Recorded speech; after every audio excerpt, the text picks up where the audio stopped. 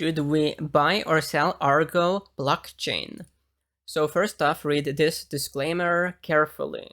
And do your good deed of the day by liking and subscribing. So I have a theme that I call recent IPOs. And one of those, it's not super recent, but relatively recent, is Argo Blockchain. 8%er from the 52-week low, but minus 81% away from the 52-week highs. Here is their website, powering the world's most innovative Bitcoin mining and blockchain technologies. So it's a world-leading cryptocurrency miner championing the use of renewable sources of power to support the growth and development of blockchain technologies. So this is their main edge. Because this has definitively become a major topic. So let's look at the charts. So this is an ADR, which means that it's a stock that you can buy on the Nasdaq, but its primary listing is in London, I think.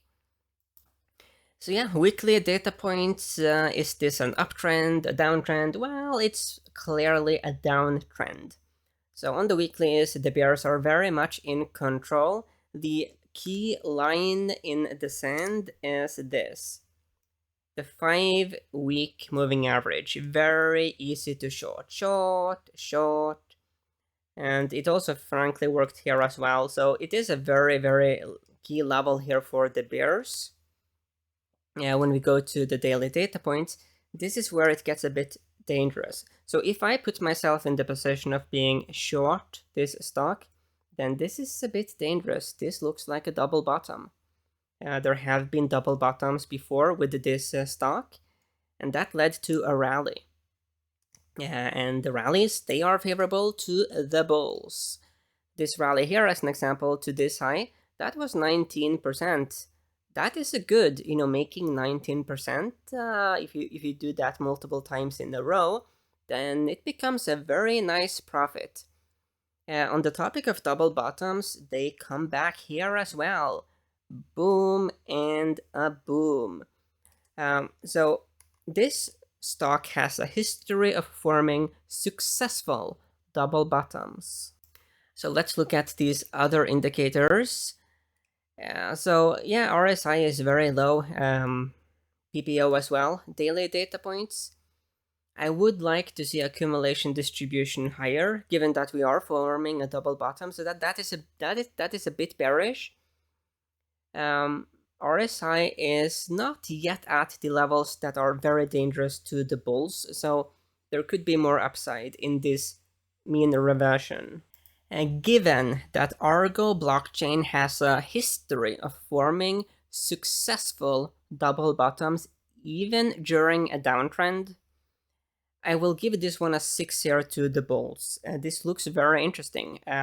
So here is the seasonality. So given that this one is an IPO, it doesn't make a whole lot of sense to look at the seasonality because by definition we do not have much data. But given that it is very much tied to Bitcoin, I think we can look at Bitcoin here. So what is the seasonality for Bitcoin? So let's go also here and do it like this. So looking here to the right, the seasonality over the last 5 years in green, 7 years in blue, and 10 years in red. So there usually is a bit more weakness left here for Bitcoin leading into mid-July, but that is when really bullish seasonality comes into action. Looking here to the left, July does close higher 60% of the time over the last 5 years. Over the last 9 years, it closes higher 56% of the time, so it is a bullish month. So the thing is that we don't really have seasonality data for Argo Blockchain, but given that we have good seasonality data here for Bitcoin, I think I will give 3 here to the bulls. I would give more if we had like pure Argo Blockchain seasonality, but we could make a very strong case here that the bullish seasonality, at least for the later part of July, for Bitcoin is very likely going to benefit Argo Blockchain. Let's look at the fundamentals. So this is Sachs, number 3 hold. A value score, C growth and B momentum. So A value score for a Bitcoin company, that is very interesting. The industry rank is in the bottom 37%, but they do categorize it as technology services. I do think this is way more specific. Market cap is 192 million US dollars, no dividend. I don't believe beta is 0, and that sounds a bit off. What are the insiders? No insider activity information. So this is data from Argo Blockchain here on the London Stock Exchange. So let's look at the consensus estimates for this stock. So we have one analyst covering the stock. So what is actually the price target here? So this is the most recent price target. So this is from the 28th here of June. So Compass Point adjust the price target from $25 to $12. And the other one here was from $25 to $16. But going from, so the most recent price here is $4.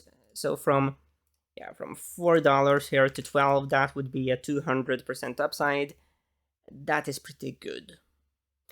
So I give the fundamentals here a 5 for Argo Blockchain. Let's look at relative performance. So we have no data here on the weeklies, so we go to the daily data points. 85% correlation with the S&P 500, 93% with Bitcoin, and we have a 99% with the London listed stock. So basically they move together almost perfectly, which is very good. Minus 78% here with the dollar index. So the thing is that what happens with Bitcoin is very likely going to affect Argo Blockchain in a big way. So let's do a quick technical analysis of Bitcoin. So Bitcoin did lose the red 200-week moving average. That is an issue. But if we look here at the last 2 weeks, including this one, there is some low-ish forming behavior. If we look here at the low end of the 2 previous candlesticks, looking at the last 3 even, we do see higher lows. And looking at the last 2 candlesticks, we do also see higher highs in terms of the top end of the candlestick.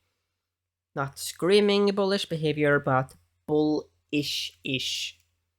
On the topic of double bottoms, we could potentially form one right here. So let me just draw that double bottom like that and like this approximately. Here is the long-term relationship between Argo Blockchain and the Bitcoin. You could certainly make the case that this looks a lot like a potential rounding bottom in development. So that is potentially very beneficial for Argo Blockchain. When we go here to the daily data points, this looks potentially a bit interesting. We don't really have any seasonality data.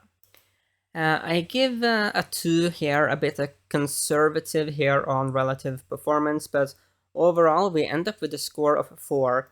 The entry signal stop loss level is double bottom. So definitively very interesting, given that it has worked multiple times in the past. So now that we have done a deep dive, let's just run through some charts, to look for some interesting opportunities.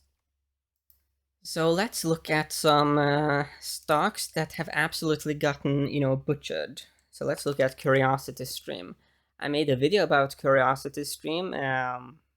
It's gone a lot lower, but I see a major but. Doesn't this look a lot like a potential rounding bottom in development? So this is why it is very beneficial to use stop levels, because I saw this horizontal support level back here and I made a video, but of course I always use stop levels. And if we measure from that, horizontal-ish level. We have fallen down minus 83%. Obviously, you do not operate with a minus 83% stop level. That is ridiculous. But let's just play around with the percentage tool. If we were to go up there from this level, just to get up above this high back here, that would be an astonishing 135%. Just to get up to this horizontal resistance level, because what was once support will now become resistance, 425%. And that is just to get up to a resistance level. If we measure from this horizontal support level, it was support, to make a new all-time high, that would be 167%. So what is biggest, 167 or 425? Very easy question. So this is one of the reasons why buying low and selling high works really well. That doesn't mean that Curiosity Stream will break out to new highs, but if it were, we are talking about 1,312% gain. So at least we do have a very interesting pattern here on Curiosity Stream. This definitively looks like a rounding bottom in development. Interesting.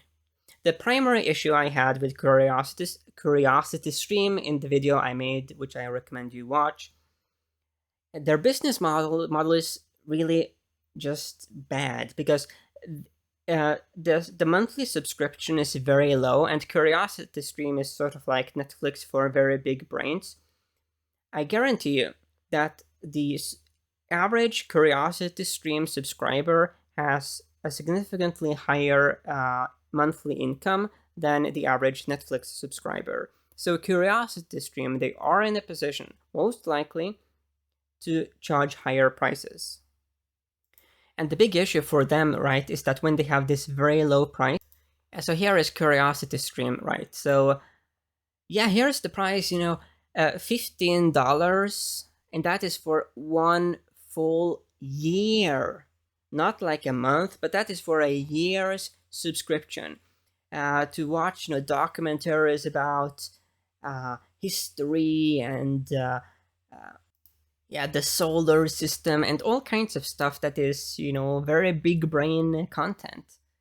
So one interesting thing they could do, that is to have a minimum a $15 a year price, but to give the subscribers the option to actually pay a higher price, to support, the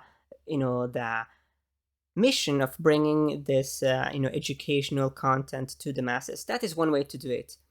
But I mean, because think about, the business side here. When you only charge $15 a year, it's very easy to get in the red when it comes to the marketing.